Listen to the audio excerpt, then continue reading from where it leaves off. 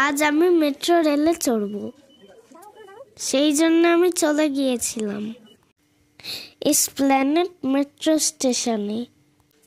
আমরা এবার টিকিট কেটে প্ল্যাটফর্মে যাব।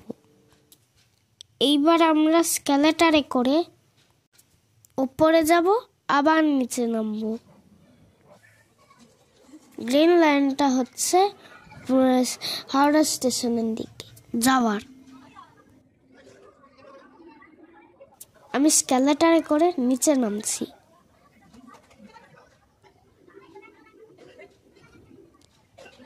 আমার খুব মজা লাগছিল। এই যে মেট্রো রেল চলে এসছে, এবার আমি মেট্রোতে উঠব। আমার খুব মজা লাগছিল, আনন্দ হচ্ছিল। আমি এই প্রথমবার মেট্রোতে চললাম।